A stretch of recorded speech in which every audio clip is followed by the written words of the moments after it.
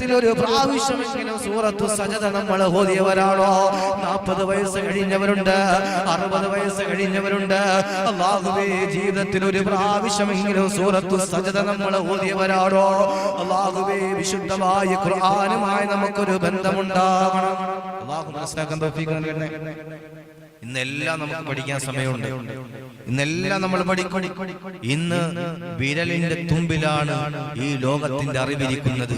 കാരണം വിരൽ കൊണ്ട് നമ്മൾ നീക്കി കഴിഞ്ഞാൽ എന്തിനെ കുറിച്ചും അറിവ് നമ്മുടെ വിരലിന്റെ തുമ്പിലുണ്ട്. എന്നിട്ട് വിശുദ്ധമായ ഖുർആൻ പഠിക്കാൻ പറ്റാത്ത ആളുകളുണ്ട്.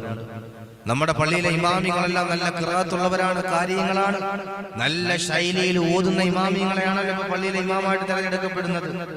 ശബ്ദം ഒന്ന് നിലച്ചു കഴിഞ്ഞാൽ, ശബ്ദത്തിന്റെ ആ ഒരു ഗാംഭീര്യം നഷ്ടമായി കഴിഞ്ഞാൽ പിന്നെ ഉസ്താദുമാരെ ഒന്നും പല പള്ളികൾക്കും വേണ്ട. അല്ലാഹു സുബ്ഹാനഹു വ തആല നമ്മുടെ ഉസ്താദുമാർക്കൊക്കെ അല്ലാഹു ഖൈറാത്തുകൾ നൽകി അനുഗ്രഹിക്കുമാറാകട്ടെ.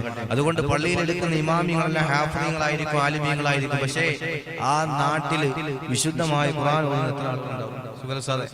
ആ നാട്ടില് എടുക്കുന്നത് നല്ലൊരു ഇമാമിനായിരിക്കും. പക്ഷെ ആ നാട്ടിൽ അന്വേഷിച്ചു കഴിഞ്ഞാൽ 350-400 കുടുംബമുള്ള ആ മഹലില് കൃത്യമായി ഖുർആൻ ഓതുന്ന എത്ര ആളുകളുണ്ടാവും? അല്ലാഹു മനസ്സിലാക്കാൻ തൗഫീഖ് നൽകട്ടെ. നാളെ അല്ലാഹുവിന്റെ മുന്നിൽ നമ്മൾ സമാധാനം പറയേണ്ടി വരും.